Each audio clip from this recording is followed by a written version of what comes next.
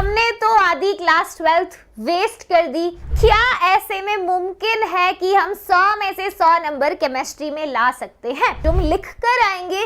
क्या उस सेक्शन से पॉसिबल है फुल मार्क्स स्कोर करना? क्या आधी क्लास 12th बर्बाद करने के बाद ये पॉसिबल है, या ये सिर्फ एक क्लिक बेट है? शिल्पी मैम, हमने तो आधी क्लास 12th वेस्ट कर दी और अब स्कूल में मिड टर्म एग्जाम होंगे, कुछ समय बाद हमारे प्री बोर्ड एग्जाम होंगे, तो क्या ऐसे में मुमकिन है कि हम 100 में से 100 नंबर केमिस्ट्री में ला सकते हैं?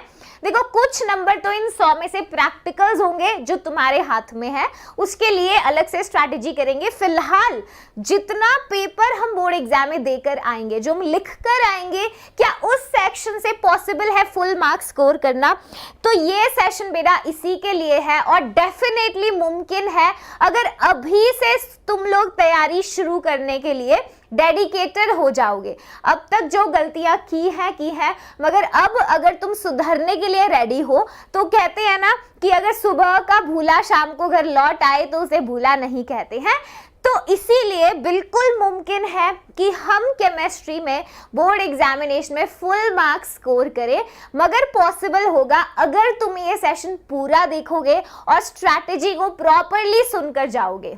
ठीक है, चलो, अगर कोई बच्चा नया है तो चैनल पे सब्सक्राइब जरूर हो जाए, क्योंकि इस चैनल पे हम जेईई एग्जाम के साथ साथ बोर्ड्स की बाकी competitive exam with SAT, MST, CET सबकी तैयारी कराते हैं। ठीक है, तो make sure that you guys stay subscribe. तो शिल्पी मैम के साथ आज का सेशन स्टार्ट करते हैं कि केमिस्ट्री एग्जाम में फुल मार्क्स स्कोर करने की सबसे बेस्ट स्ट्रैटेजी क्या है। ठीक है, चलो देखो, एक छोटा सा अपडेट शेयर करना चाहती हूँ तुम्हारे साथ।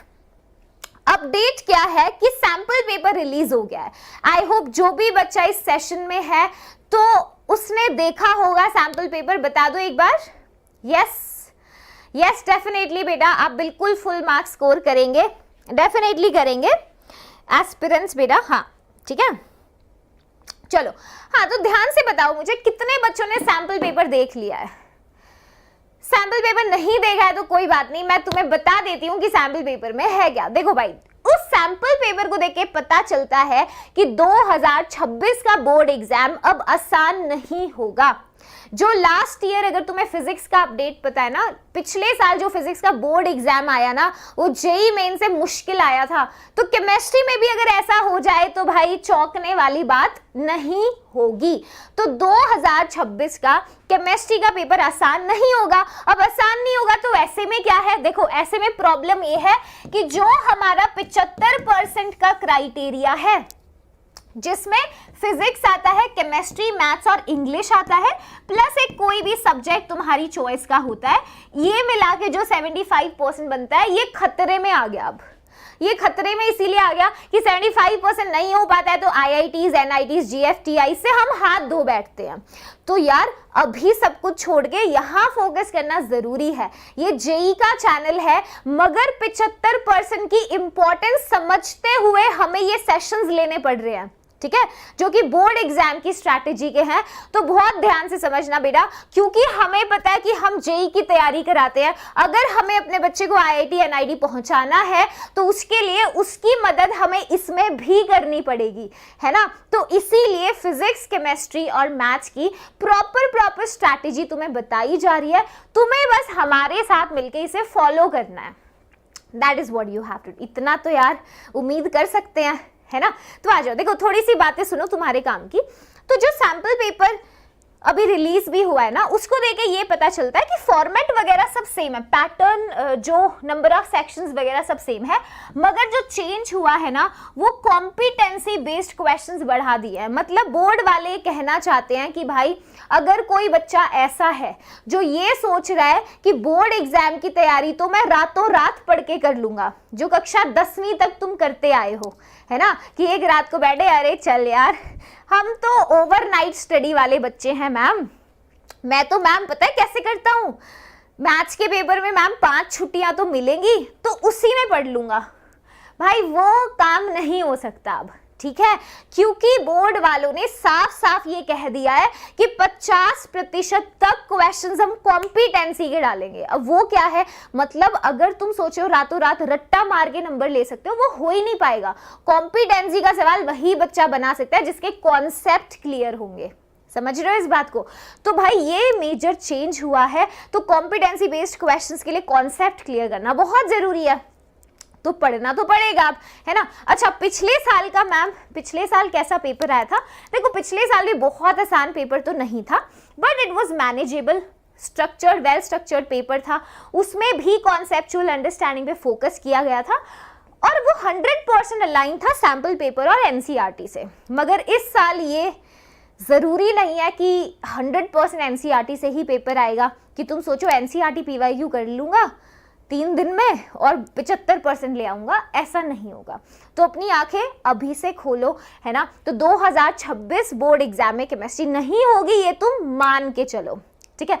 तो मैम अब हम क्या कर सकते हैं?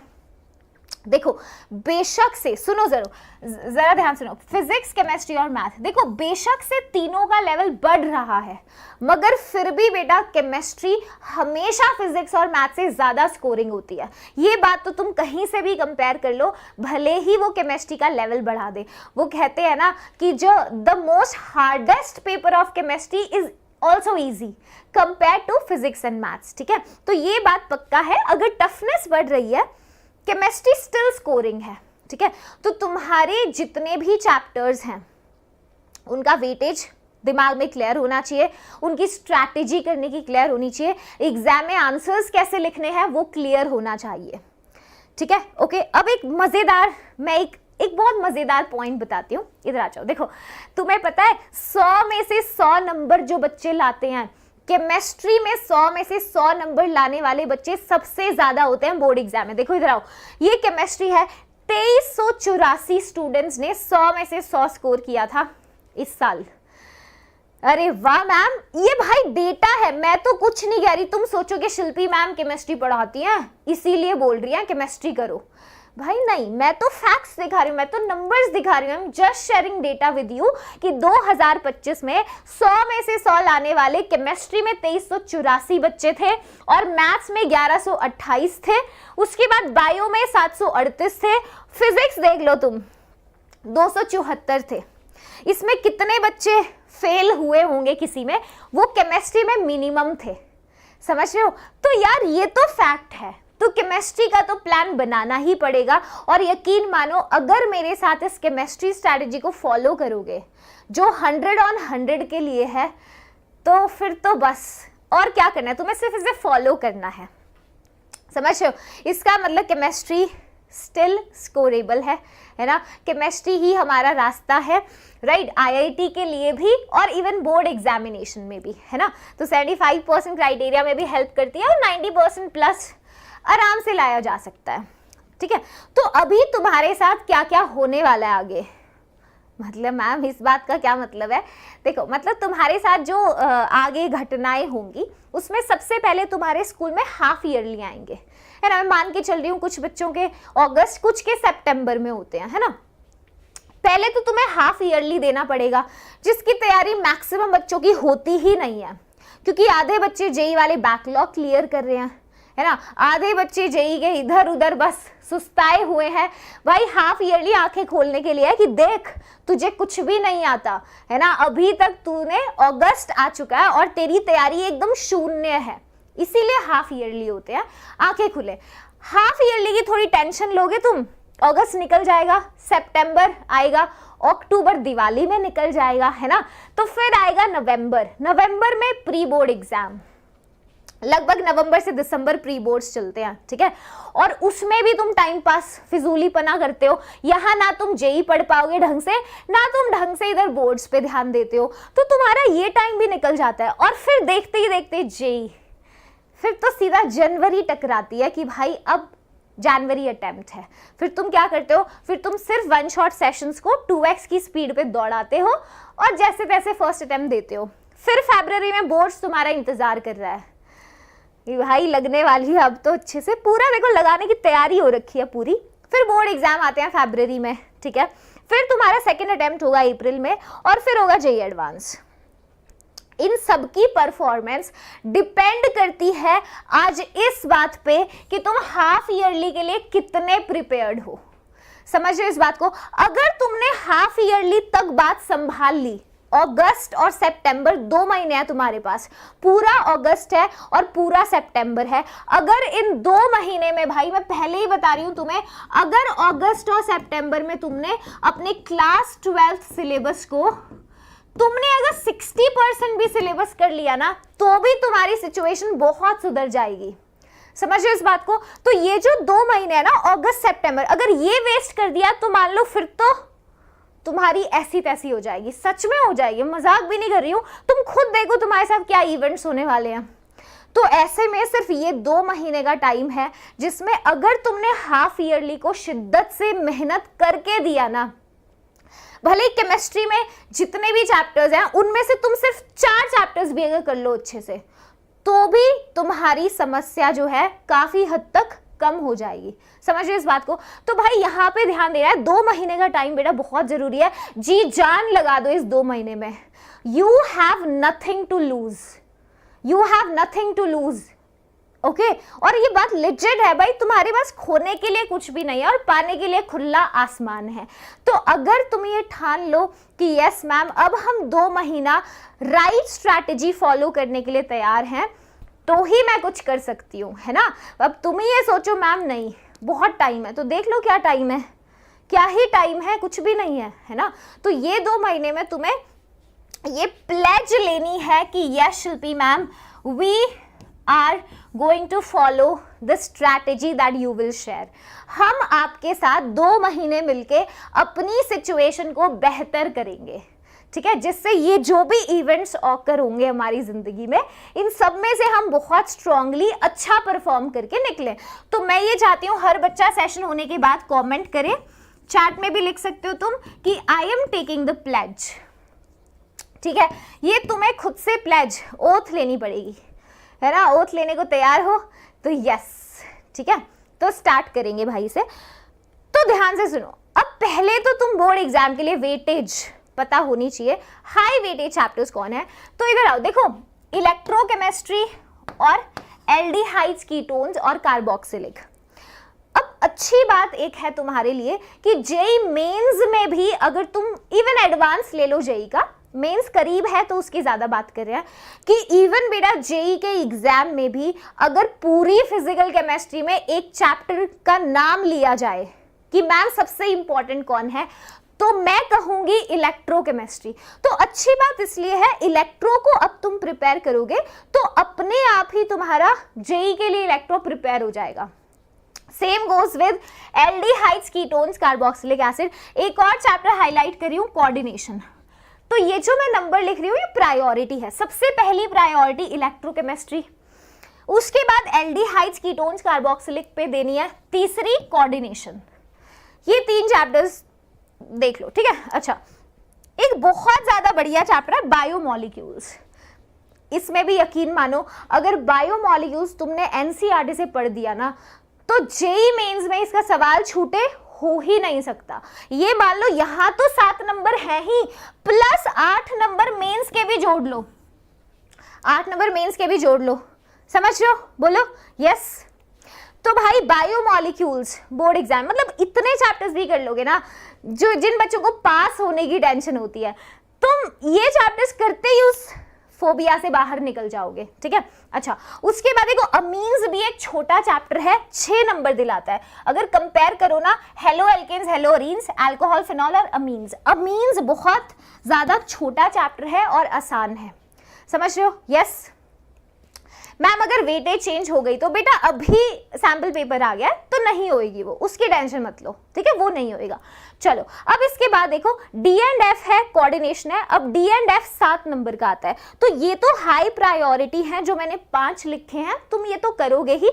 उसके बाद तो ऑब्वियसली सारे चैप्टर्स हैं, हम अपने हिसाब से कर सकते हैं, ठीक है? ओके, आ जाओ। अब एक और चीज बता दूं, काफ़ी बच्चे ऐसे होते हैं जिनकी सिचुएशन बहुत ख़राब होती है कि मैम हमें तो पास होने की ही मतलब तंगी है, तो हम क्या करें? तो जिन बच्चों को ऐसा लगता है कि उनके लिए पास होना भी एक गेम होगा मैम, तो मैंने एडिशनली मोस्ट इंपॉर्टेंट जो एरियाज हैं वो यहाँ मेंशन कर दिया, ठीक है, वो यहाँ मेंशन कर दिया। अब हैविंग सेड दिस, ये वो टॉपिक्स है बेटा जहां से मेजॉरिटी क्वेश्चंस आते हैं किसी चैप्टर के। जैसे इलेक्ट्रोकेमिस्ट्री से नर्स्ट इक्वेशन का सवाल 100% आता है, जेई में भी आता है और बोर्ड एग्जामिनेशन में भी आता है, ठीक है। सॉल्यूशंस में कॉलिगेटिव प्रॉपर्टी 100% बोर्ड्स में इसका क्वेश्चन आएगा, जरूर आएगा, ना आए ऐसा हो ही नहीं सकता, ठीक है। केमिकल काइनेटिक्स के अंदर लिख रही हूँ zero order reactions, first, zero और फर्स्ट दोनों इंपॉर्टेंट है, फिर भी अगर ज्यादा वेटेज देना पड़े तो मैं कहूंगी फर्स्ट ऑर्डर रिएक्शंस, ठीक है।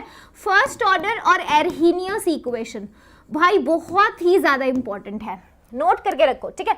हेलो एल्केन्स हेलो अरीन से तुम्हें nucleophilic substitution reactions SN1 SN2 आना चाहिए, कन्वर्जन्स तो सारे चैप्टर्स में है, ठीक है। D&F ब्लॉक एलिमेंट्स के अंदर KMnO4 K2Cr2O7 की रिएक्शंस बेहद इंपॉर्टेंट, ठीक है। कोऑर्डिनेशन में भाई CFT बहुत सवाल आते हैं, ठीक है, और ज्योमेट्री के क्वेश्चंस जो VBT का पोर्शन है, ये सबसे ज्यादा इंपॉर्टेंट टॉपिक्स है। तो किसी बच्चे का इतना कॉन्फिडेंस कम है अगर केमिस्ट्री में कि उसे पास होने के लाले पड़ रहे हैं, तो ये टॉपिक्स हैं, उन्हें कर लेना, समझ गए, ठीक है। चलो, तो पहली चीज क्या है, हमें प्रायोरिटाइज करना है चैप्टर्स को।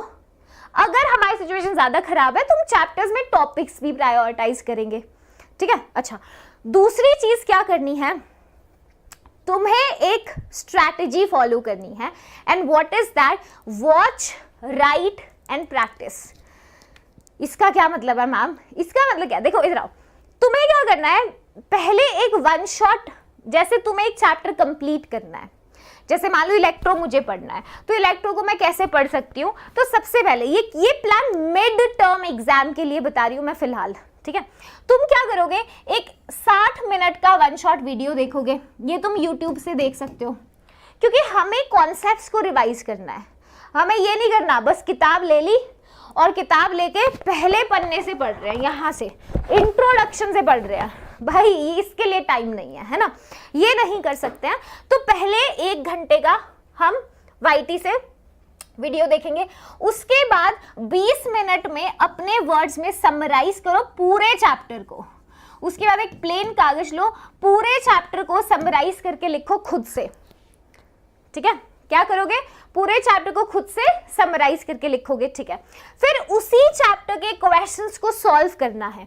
उसी चैप्टर के कौन से क्वेश्चंस को सॉल्व करोगे, इधर आओ मैं बताती हूँ। हम तुम्हें इस चैनल पे DPP प्रोवाइड करते हैं, जो बच्चा जुड़ा हुआ है इस चैनल पे, जिसने सारे सेशंस लगाए होंगे, तो उसे पता होगा कि इस चैनल पे वेदांतु जेईई मेड इजी पे हर सेशन के बाद DPP प्रोवाइड कराई जाती है, जिस DPP में बहुत अच्छे लेवल के क्वेश्चंस होते हैं, जिनमें से कई बार हूबहू एग्जाम में मिल जाते हैं। DPP करोगे, ठीक है। उसके बाद तुम्हें PYQs करने हैं और NCERT की एक्सरसाइज तो करोगे ही, मैं मान के चल रही हूँ, ठीक है। ये चीजें तो करनी है बेटा अगर चैप्टर को कवर करना है, समझ गए हो, बोलो यस। तो मतलब हमें क्या प्लान बनाना है, हम एक चैप्टर को पूरा करने के लिए 1 घंटे का वन शॉट देखेंगे, जिससे हम कॉन्सेप्ट रिवाइज करेंगे, फिर उसको हम 20-30 मिनट में अपने वर्ड्स में समराइज करेंगे चैप्टर को, और तीसरी चीज होगी हम DPPs, NCERT क्वेश्चंस और PYQs को लगा लेंगे, समझ गए हो, बोलो यस, ठीक है। आ जाओ, अब मैम इसके बाद क्या करेंगे, ये तो हो जाएगा मैम, ये तो हमें आसान लग रहा है। उसके बाद तीसरे नंबर पे आता है रिवीजन करना। रिवीजन भी करना जरूर, ऑब्वियसली भाई तुम्हें याद नहीं रहता। अच्छा बताओ, मैं एक क्वेश्चन पूछती हूँ, परसों रात को तुम्हारे घर में क्या सब्जी बनी थी, क्या खाया था तुमने परसों रात को? ये तो नहीं पता मैम, हमें ये याद नहीं रहता हमने परसों क्या खाया था, है ना, नहीं याद होगा तुम्हें, क्योंकि तुमने कभी उसे रिवाइज ही नहीं किया, उसे रिकॉल ही नहीं किया, जरूरत नहीं पड़ी ना। तो तुमने थोड़ी आज सुबह उठ के सोचा होगा मैंने परसों रात को क्या खाया था खाने में, इट्स नॉट इम्पॉर्टेंट, तो we don't talk about it, है ना, अनलेस कि तुमने कुछ बढ़िया खाया भाई, वाइट सॉस पास्ता, चलो एनीवे, तो भाई याद नहीं होगा, है ना। बिल्कुल इसी तरह तुमने अगर परसों कोई चैप्टर पढ़ा था वन शॉट से या क्वेश्चन किए थे, तुम उसे रिवाइज ना करो तो 3 दिन बाद याद नहीं रहेगा। बहुत सिंपल सी ह्यूमन ब्रेन की चीज है ना। तो तुम्हें रिवीजन करना है। तीसरे नंबर पे भाई तुम्हें रिवीजन करना है, और रिवीजन कैसे करना है वो बहुत इंपॉर्टेंट है। तुम्हें एक बहुत इंटरेस्टिंग बात बताती हूँ रिवीजन की। पता है रिवीजन जितनी बार तुम रिवीजन करते हो, नंबर ऑफ टाइम्स अगर रिवीजन के बढ़ते जाएंगे ना, तो टाइम टेकन टू रिवाइज उतना ही कम होता है। तो ये इनवर्सली प्रोपोर्शनल है। Number of times you do the revision and the time taken to revise the same thing falls down. That's the beauty of revision, है ना। तो तुम्हें क्या करना है, 2 चीट शीट्स बना के रखनी है। अगर तुमसे नहीं होता तो I will provide you the cheat sheets, ठीक है। But soon low, 2 cheat sheet बनानी है। एक तुम्हें बनानी है फिजिकल के फॉर्मूलाज के लिए, जैसे सॉल्यूशंस है तो कॉलीगेटिव प्रॉपर्टी के फॉर्मूलाज लिख लिए तुमने, है ना। इलेक्ट्रो है जैसे गिब्स फ्री एनर्जी के कुछ फॉर्मूलाज है, नर्स्ट कैसे लिखते हैं, जनरल एक्सप्रेशंस वो लिख लिए, है ना। काइनेटिक्स है तो एर्हीनियस इक्वेशन लिख ली, फर्स्ट ऑर्डर ऑफ रिएक्शन के फॉर्मूले जो भी है। तो तुम्हें क्या करना है, एक फिजिकल केमिस्ट्री के फॉर्मूला की चीट शीट बनानी है, ठीक है। दूसरा ऑर्गेनिक या इनऑर्गेनिक के रिएक्शंस और एक्सेप्शंस की लिस्ट बनानी है। रिएक्शन कैसे, देखो इधर आओ, कोई भी रिएक्शन याद करनी हो ना तो रिएक्टेंट लिखो, एरो के ऊपर रिएजेंट्स लिखो और प्रोडक्ट को फिल करो। दूसरा तरीका, ये पहला तरीका होता है। दूसरा तरीका क्या होता है, तुम क्या करो, तुम प्रोडक्ट लिखो, ठीक है, रिएजेंट लिखो और तुम रिएक्टेंट को आइडेंटिफाई करने की कोशिश करो और इसका प्रिंट आउट ले लो। अलग अलग रिएक्शंस के लिए दुकान पे जाके प्रिंट आउट ले लो, इसके 20, बहुत महंगा नहीं होगा, 1 रुपए का एक प्रिंट आउट होता है ना। तो अगर तुम इन रिएक्शंस के 20 पन्ने निकालोगे, 20-50 रुपए लग भी जाएंगे तो क्या होगा, बोर्ड में तो 100 नंबर आ रहे हैं ना। तो ये करना है तुम्हें, ठीक है। तो इससे क्या होगा, किसी भी रिएक्शन को याद करना बहुत आसान हो जाता है, ठीक है। अगर और इससे क्या रिएजेंट का फंक्शन भी समझ आएगा कि वो पर्टिकुलर रिएजेंट क्या करता है, ठीक है। अच्छा, तो पहले तुम्हें 2 चीट शीट बनानी है। अगर चीट शीट नहीं बनती तुमसे तो मैं तुम्हें लाइव सेशन में बैठ के बनवा दूंगी, ठीक है, बता देना तुम। चलो, उसके बाद तुम्हें क्या करना है, देखो ये बहुत इंटरेस्टिंग पॉइंट है। Solve 3 school pre board style papers. I am sure तुम्हारे दोस्त तो होंगे, है ना, बचपन के, और काफी दोस्त होंगे जो अलग अलग स्कूल में होंगे। अगर तुम्हारे कनेक्शंस ठीक ठाक हैं, दोस्त से कुछ बातचीत होती है ना, तो दूसरे स्कूल के जो दोस्त हैं उनके प्री बोर्ड के पेपर ले लो या उनके मिड टर्म के पेपर ले लो और उसको सॉल्व करो। ये बहुत सिंपल तरीका होता है, इससे कोई सैम्पल पेपर खरीदने का खर्चा नहीं आएगा, है ना, और फिर दोस्त से डिस्कशन भी कर सकते हो क्वेश्चंस पे। तो ये करना, जिसका कोई दोस्त नहीं है तो क्या करना है, तो कोई बात नहीं, सैम्पल पेपर खरीद लेना, ठीक है। सैम्पल पेपर खरीद लेना और सैम्पल पेपर से क्वेश्चंस लगा लेना, ठीक है। चलो, तुम्हें क्या नहीं करना है, तुम्हें बार बार वो चैप्टर पूरा नहीं पढ़ना है ना, पूरा रिवाइज नहीं करना है। सिर्फ फॉर्मूला फ्लैश कार्ड से रिवाइज करोगे, सिर्फ क्विक रिवीजन से पढ़ोगे और वही सवालों को दोबारा करोगे जो पहली बार में गलत हो गए थे। समझ गए? यस मैम, ऑर्गेनिक समझ नहीं आती, रुक जाओ, सोल्यूशन देती हूँ। पहले देख लो करना क्या है, करना कैसे है ये बाद में डिस्कस करेंगे। अभी तो मैं बता रही हूँ कि करना क्या है, तुम्हें कैसे करना है तो मैंने बताया ही नहीं अभी। ओके, चलो समझ गए। ये तीसरा पॉइंट क्लियर है सबको। चौथा पॉइंट है time table that you should follow.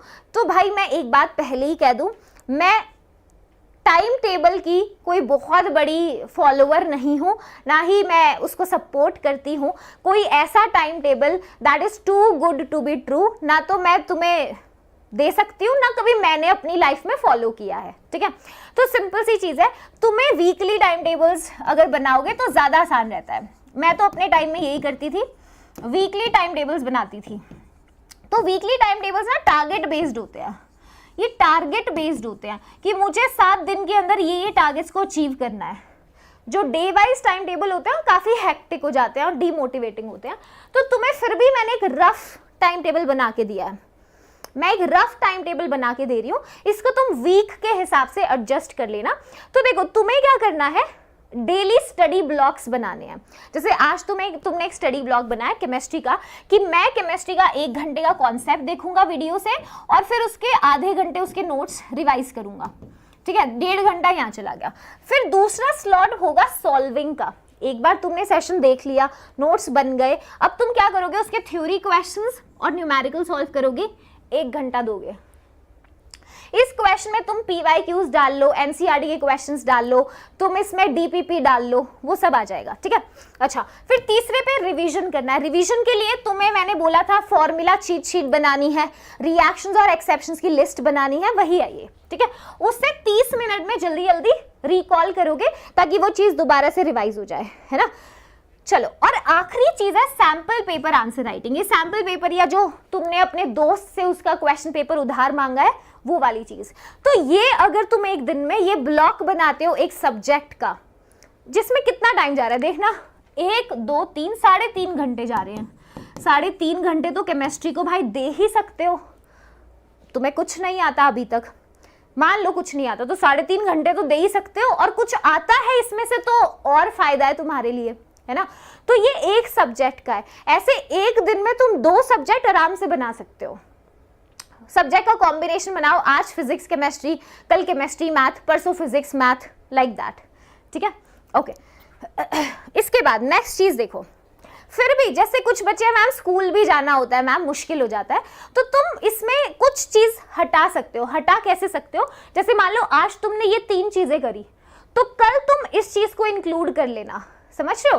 तो डिपेंडिंग ऑन कि तुम अगर टाइम स्कूल में ज्यादा हेक्टिक है, फिर कोचिंग भी है, तो इसको थोड़ा चेंज कर लेना। मान लो बहुत ही ज्यादा बिजी हो, तो एक दिन में 2 चीज उठा लेना, कल ये वाली 2 चीज उठा लेना, समझ गए हो, ठीक है, हो जाएगा, इतनी दिक्कत नहीं है। चलो, तो कॉन्सेप्ट क्लियर होगा तो 90+ आने निश्चित हैं।